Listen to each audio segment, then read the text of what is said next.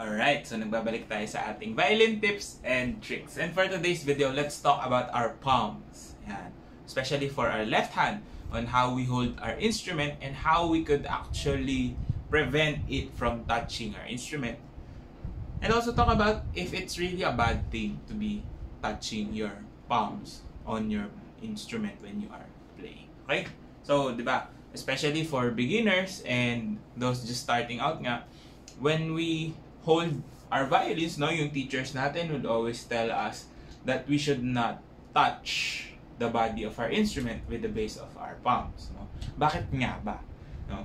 So, we have this, yun nga, tinatawag nating double contact principle in which only two parts of our hands are supposed to be touching our instrument at all times. No? Bakit? Kasi with 2 points of contact, we have a lot of freedom in terms of moving our fingers, no? Mas madali tayo makakapag-press, makakapag-play. Now, tumatama yung palms natin because, number one, nangangalay tayo, no? We are not relaxed with our position. That's why, parang gusto natin gumanon.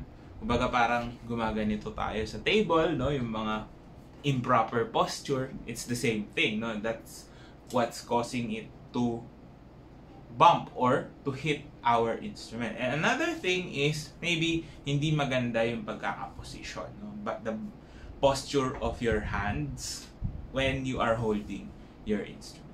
Okay? So, ano ba yung mga negative effects if you're holding the violin with your palm? So, unang-una, the thing is, mapapalayo yung hands natin, no? So, for example, if I am in the first position like this, di ba? So, kung nasa first position ako, I want my fingers to be placed like this.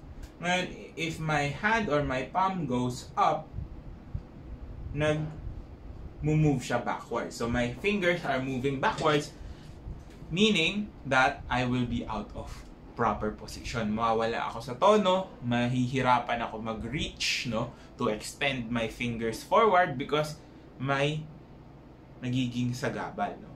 This is going to be the problem kasi napapalayo tayo sa proper position of our hands.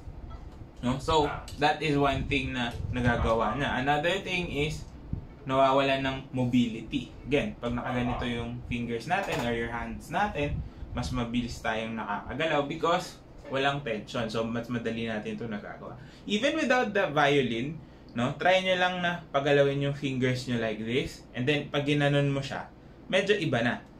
Kasi pag nakaganito tayo, our hands are straight down, going straight down. No? Your fingers natin, straight down siya, going to the strings, going to the fingerboard. But we tilt our fingers, nawawala na yung motion na yun. Nagkakaroon tayo ng extra, kumakurve siya pa ganito, instead of just going down. So, extra movement produces more tension, unwanted tension, nahihirapan tayo mag-play. So, bumabagal. Kasi mabilis napapagod yung fingers natin. So, we have to also take note that our fingers don't have their own movement or hindi sila nakaka-move on their own.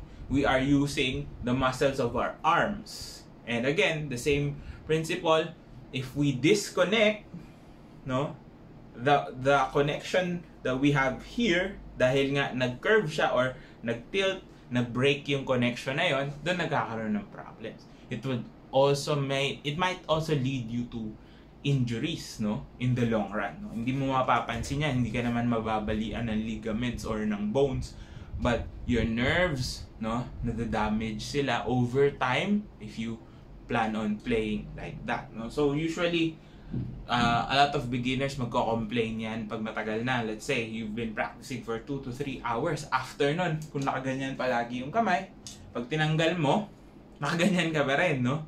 Na sa sobrang ngalay niya. So, you want to keep it as straight as possible in a neutral position, no? Not necessarily nakabaliktad naman kasi yung iba ganun yung tinatry ko. Just keep it in a very neutral position, flowing down, no? So, just want to keep the hand straight as possible. Okay? So, another thing na you have to consider is baka naman kaya siya tumatama is because your hands are too big. No, of course, wala na tayong remedy doon. But you have to find a way in which your hands would be relaxed. Kahit sabihin natin tumatama, hindi mo rin naman may iwasan, especially nga if you have really big hands. No? Just as long as you don't put unnecessary tension right here. So, kahit malaki siya, kung tumatama siya dito, it's fine as long as you can still use it and you're not trying to press against the instrument. No? Kasi nga, yung double contact principle natin should always be in effect. So, when I am right here in the first position, kung magta-touch ako dun sa instrument ko with my palm, syempre, hindi na magandang position yun. Now, if I shift, for example, to third position, third position ko, medyo napapadikit ako dito. Personally, I think it's totally fine as long as you're not trying to press down on it or pinipilit mo talaga siya or nangyayari is gumagano na talaga. No? As long as you're maintaining proper posture on top and below the wrist, no? Kasi sa wrist yung pag-bend ng wrist yung nagiging problem, that would be totally fine. No? If talagang tatama siya kasi nga malapad yung kamay mo or malaki talaga yung kamay mo, that's fine as long as if you're not trying to press down on it, no? And you're not trying to push on it. Yeah. So, ano pa ba yung ways natin para naman ma-prevent yun from happening? So, one thing is trying to stretch your hands like this, like so. Why? Kasi if we turn our hands like this, mahirapan na tayong gumanon, no? So, kung mapapansin nyo, if we turn it like this, kahit iganyan ko siya, hanggang doon na lang yung extension na mabubuo ng ating hands and fingers. So, you don't necessarily have to do it, but it blocks that position. From here, pag ginanon mo siya, hindi na masyado. No? Nagkakaroon pa din, but not as much as if you are in a straight position na ganyan lang yung hands. So, pabaliktad. So, when you're holding your instrument, try to reach, your pinky should reach the fingerboard. No? Parang yung part na to ng hand mo should almost be parallel to that part of your fingerboard. So, it's going to be a straight line here. No? So, pag nakaganito ka, mas may iwasan natin gumanon. No? Kasi pag usually yung iba, especially for beginners, ganito sila humawak ng violin. No? The hands are perpendicular almost to the fingerboard. So, mas madaling gumanon.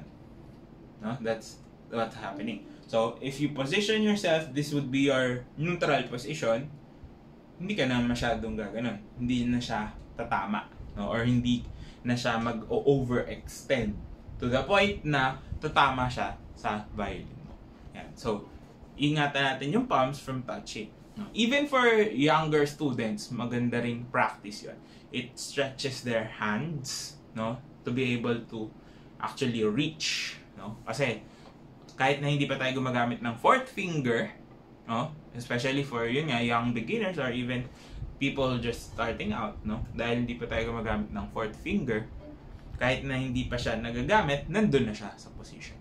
So it would be easier for you to teach them how to play with the fourth finger if the fourth finger is already in the proper placement or in the proper position. So, iba kasi sinasabi, tsaka na natin ayusin.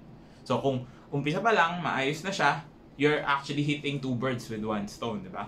Naiiwasan mo na yung pag-touch ng palm sa instrument and you're training the hands to be in a proper frame, in a proper position for other techniques that will follow. So, same thing for vibratos, di ba? Kasi usually, pag nag-vibrato yung iba, malayo yung kamay. So, if your hands are a little bit closer, it's easier to maneuver. No? Ayan. So, essentially for me naman, hindi siya malaking kasalanan if your hands are touching or your palms are touching the instrument. Yan nga, as long as you're still relaxed on top, you can still move your hands properly, no? Nandun pa rin yung pinanggagalingan ng stopping natin from the top, not from the sides, not from below. Ito yung magiging major problem kasi. So, if for example, nag-vibrato ka, tumatama ng konti, that's totally fine as long as it's not affecting your movement. So, it's just not, I'm just saying na don't be too hard on yourself kung tumatama man siya as long as it's something you can control and something that you can use to your advantage. No? For example, may mga shiftings na talagang tatama ka doon. Usually, pwede mo rin siyang gamitin as a guide, no? In the position of your fingers. Kung nasang finger position ka na, nasa first, third, fifth, or whatever position ka na, pwede mo rin gamitin. But that is for another technique, no? Concerning with our double contact principle. Yeah. So, at the end of the day, make sure your hands are always in a neutral position, easy for you to move, relax, no? Less tension as possible. And it will be a great time na mag-enjoy mo yung playing mo, hindi yung pagkatapos sasakit yung katawan. Ayan. So sana nakatulong tong video na to. If it did, please do drop a like, comment down below more content you'd like to see, and of course, subscribe to my YouTube channel.